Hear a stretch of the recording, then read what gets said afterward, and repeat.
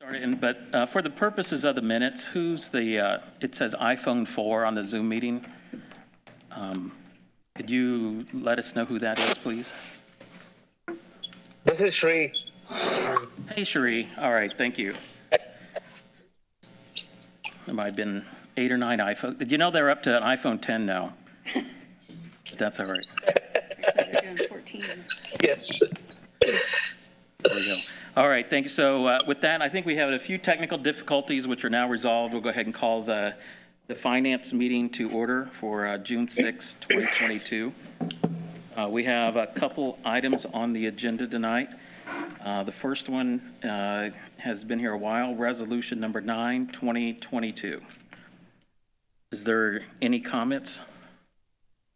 Yes, actually I do. Since I'm in complete dead stop traffic, I actually wanted to read something that I got. I had a couple questions after I missed last meeting. And so after reviewing last meeting, I know the council president gave us some extra time to ask questions and just kind of make sure we clear up any loose ends. And so I wanted to read something, an email that I was able to send to the controller, just because I had some last minute questions just to make sure I was fully understanding everything. Hold on just a second. I'm not kidding when I'm dead stop traffic. This is probably the most insane thing I've ever seen in my life. It is, here we go. So, hold on 2 seconds. I am sorry. Can I make a suggestion that we just stall until she comes? I mean, We can, would you like us to wait a second and proceed to the second item, Lauren? That might be a little bit more yes, safe could you for you. do that? That would, thank you, Terrell. Thank you so much, Councilor All right, Giles. Yes, let's please. do that, and that will give Chief Batalis a chance to do his presentation, which I'm sure you can see, and then you'll be here when ready for your comments. So for the time being, I'll skip to proposal, you're welcome, number 13, which is amending the 2022 civil salary ordinance. And I believe Chief Batalis, or we had a presentation from the administration or some comments about why this was necessary at this time. It's not actually a presentation. Most of the stuff that I've seen has been done through email. But I will answer any questions that this committee has. Sure. We have worked on this thing last 6 years or better, and we have tried the part-time program 2 different times. We have tried to do a 1260, which is kind of a hybrid between full-time and part-time. And so our updated figures are, since 2020, we have lost 72%. We've had 72% turnover. So 13 of those 18, 7 was just from last year. Now, to sit here and tell you they've all been from pay, it's not, but most of those have been from pay. Across the country, EMS is suffering. It's been in the news. It's not, I'm not telling you anything new. So what I'm really trying to do here is try to hold on, retain the good people we have, and be able to attract other people. We can't attract at the pay we're at. With what I'm asking for, it does put the EMTs, the basic life support, towards the top of the scale, but the medics are still not at the top scale. We put them probably in the, just probably a bit over the halfway mark of where everybody else is in the county. But we think with that jump, so part of the complaint is, we did kind of like a exit interviews just to find out. People aren't leaving because they're mad. They're leaving to better themselves. So it's hard for us to stand in somebody's way if they're trying to better themselves. They have families. The part-time program, it's just what it is. And, people try to get those people to work on holidays and the weekends. It's just tough because they're off of their other job, and part-time is and it's hard to mandate those people because they'll go like, screw it. I don't have any benefits. I don't have this, so I'm not staying if you're going to put those requirements on us. So we just felt that we've tackled 2 issues here with this. How we've layered this is with the pay, and then there's no room for advancement. So there's an EDO, which is a duty officer that we currently have now, and this council approved that, $2 above. So they make $2 above the other medics because they handle scheduling and some of the other job duties. but we put them in a roving role now, so try to relieve some of these ambulances. If we have to go down to a basic life support ambulance, these EDO vehicles will be able to respond and assist. It gives them a third person, and the stuff they're not actually dispatched on, they'll put themselves on the run, like gunshots, stabbings, fires, anything that requires, they think, and they listen to the radio 24/7, and they'll help kind of supplement those ambulances. So we're trying to get two things done here with this pay and the way we've got it structured. So, like I said, if you check around the pay, what we're asking for, if you look at it, it's still not really where it should be. But I think, and and just like I've said before, if you're going to ask me if it's going to cure everything, it's not. It's going to drastically help retain the people I have, and at least to be able to attract some people. Until we get to the point where we're at the upper echelon of that pay. And I think how we have to look at this, and I've had conversations with the mayor and the controller, is that, like for the fire service, we don't bill people, we don't bill the citizens for when the fire trucks go out. I've talked to other fire chiefs, trustees, town managers, and they kind of look at the ambulance service as another thing that they just do for the citizens. It's never ever going to be a moneymaker. Our Medicare, Medicaid reimbursements have drastically cut down, and where we were getting those big checks that every year or so, or a year and a half, they're not happening either. And no matter what we charge on a run, you're still going to get those piddly reimbursements. And the bad part for us is most of our transports are Medicare and Medicaid, and you're just not going to get, the only thing we really get full reimbursement on is car accidents. When we go to extricate and have that. We do a little bit better job on commercial insurance, but as far as just our general run load every day, it's basically the Medicare and Medicaid, and it's just the way that's structured, and you just don't get much money from those. And so by the time you put, the fuel, the ambulances, the personnel, supplies, I mean, it's just, and so, I mean, that's, and I'm open to any questions that you have, but believe me, I've been with the city over 30 years, and I've tried, I'm not the smartest guy in the world, but I've asked and asked. We put committees together, not just other chiefs, but, from our, the rank and file, and we've tried everything we can possibly try, and this is kind of our last effort to try to make this thing work. And I run alternatives, and like I said, it's not that we haven't explored other avenues, so. I have a Thank few you. questions. Let me make one comment, and then just for the public record, so in case not everybody has a copy of the resolution we're discussing, we're discussing a resolution that will make one change, which is to the paramedic pay, taking the top line pay from $22 to $26. That's the only change that we're Because discussing. EMT is, according to the controllers on here, Tower, if I'm not mistaken, the raise that we're going to give the EMTs is already in the salary ordinance. Is that correct? That's correct. Okay. Thank you. Councilor Whitfield, I just wanted to make that clear for the public who might be watching. Yeah, so it's not that big of a, but it's. But it's big for the people in our paramedics. And the thing is that I would hope that this committee and also the full council recognizes when we do the budget for next year that we've got to probably try to collaborate this together and try to move us even further ahead. We just can't stay stalemate on that. Even if this passes, we've got to work together on this to, our jobs are different, but they're the same. We're trying to provide the best service for the people we serve. You serve them, I serve them, the mayor, the controller. So we're just trying to make this work for everybody, but also the affordability. We know that the sustainability has got to be there also, and I get that part. Councilor Whitfield, one question. Do you have? Thank you. So I do want to say that working in a hospital healthcare system and looking at the numbers that you're asking, requesting, and know how much we're paying, you're still very low. So I do want to thank you for at least acknowledging that you want to invest and move further so that the people that serve our city are well paid, and also how do you recruit and attract so that you can retain and sustain the life existence for them. It's about 10 to 15 years. And so I know that you're working hard to do that. How many would this raising from 2280 to 26, how many would that affect current on your staff now? Currently on the staff now, I don't have the exact numbers. How many medics there are versus roughly 100? 12 of the 18. And then anyone that apply, you'll use this as a recruiting effort?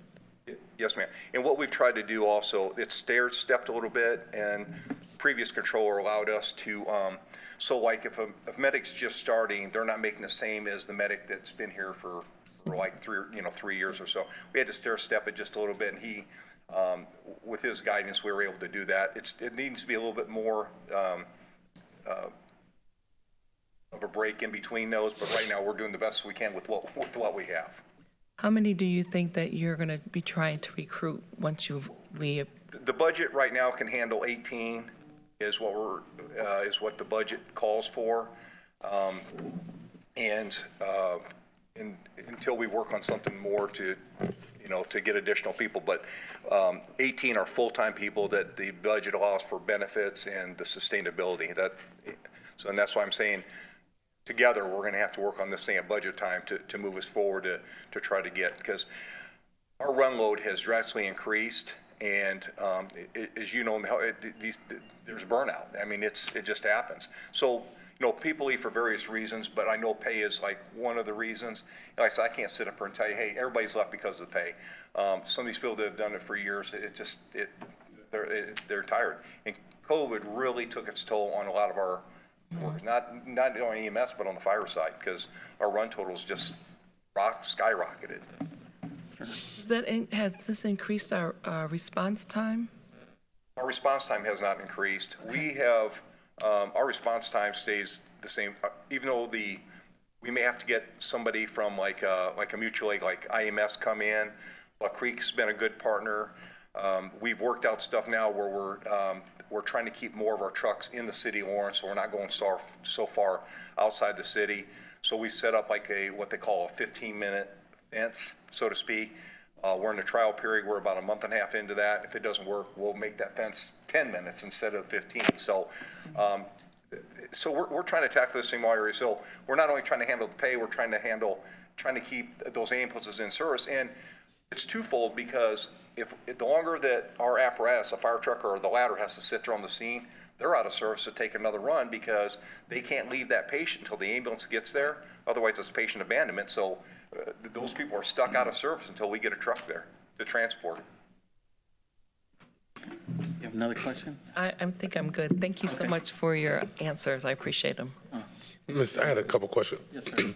I can't recall. When's the last time we've had a raise for our EMS? And The last time that all the civilians got a raise, they're included in they're not merit, so they were included in that last raise that the city employees got.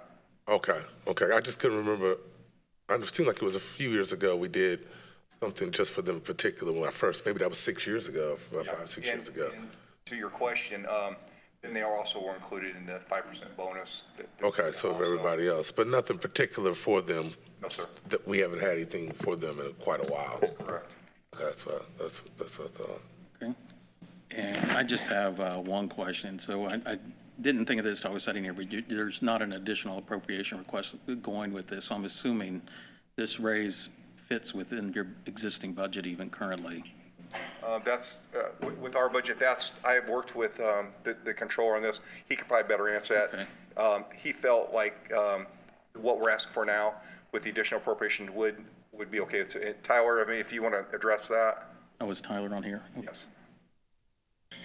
Yeah, so we, in order to move this along somewhat in a timely fashion, when we looked at this, it really depends on staffing and how many we have on staff at any given time. But right now, it does look like we'll be able to handle this given our current staffing levels. But what I want to do is just I'm going to continue to monitor this. And if we do need to come with additional appropriation requests, what my plan would be is to basically look at the current EMS budget and just identify if there's anywhere we can offset it. It should be pretty minor if necessary, but at this time, we don't need anything.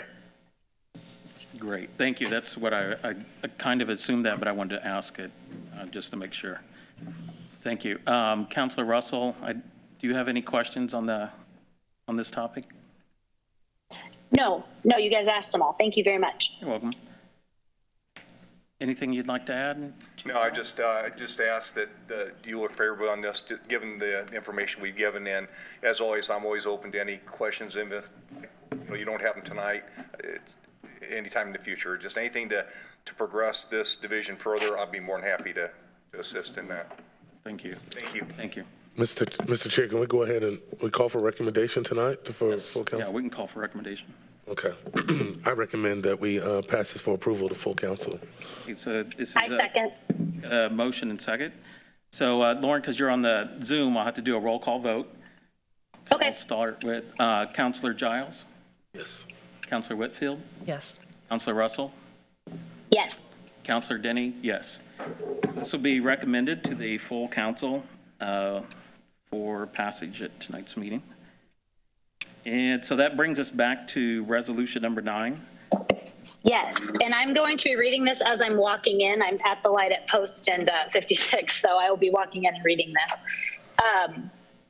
Okay, so I will just read my email. I'll read his response to me. My email just basically said, hello, I'm just writing because, as you know, our council president has extended resolution 9 in order to give time to ask questions about it. In respect of that, I have been trying to think of good questions to make sure that I am ready to address resolution 9 at the finance meeting on Monday with confidence.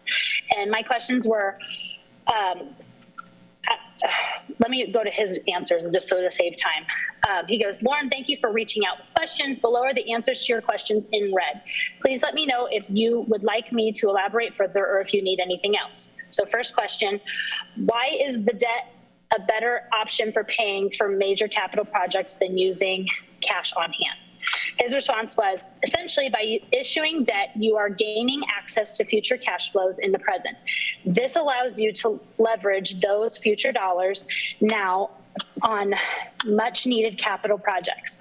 Additionally, by having the bonds in hand, you can plan and coordinate multiple capital projects simultaneously.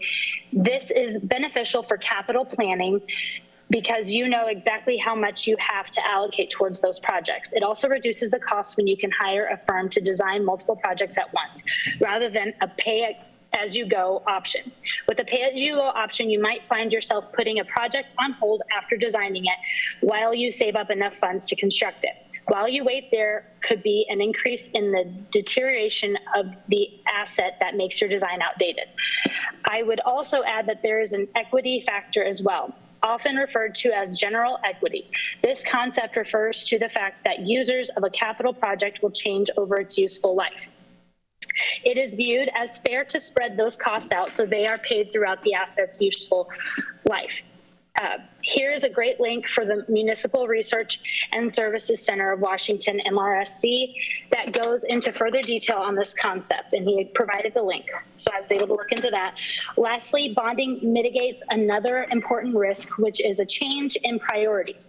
Whether there is an administration change or a council change by bonding these projects, you are ensuring that they are going to be completed. We would be legally required to use the bond funds on those specific projects, thus mitigating the risk of any future priority changes. And then, sorry, would this, the second question is, would the stormwater bond overbond the city? The answer to that is no. The Lawrence Stormwater District is separate from the civil city. Issuing a bond under the Stormwater District will not impact the civil city's ability to issue bonds. Feel free to distribute to the other council members as you see fit. Thank you so much, Controller Tyler. So that was the email that I sent last week, just to kind of confirm a few things. That answered any of my questions that I had, and I just wanted to make sure I read that to everybody. So I'm walking in right here. And Counselor Russell, thank you for those comments, and I see you walking in.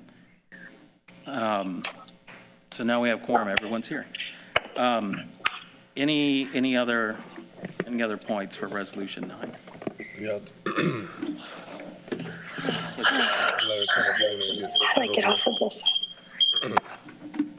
I don't have any questions or comments. I would like to just call for a motion, and I make a motion to disapprove recommendation of resolution number 9. There's a motion to not recommend to the full council. Second. And there's a second. Do I need to stick with roll call vote since we started that way? Probably just easier. Yeah, all right. So I'll stay with roll call vote, even though we're all here, because I started that way. Counselor Giles, Yes. Counselor Russell, No. Counselor Whitfield, Yes. Counselor Denny, yes. So by a vote of 3-1, this is not recommended to the full council. Seeing no other items on our agenda tonight, the Finance Committee meeting is adjourned.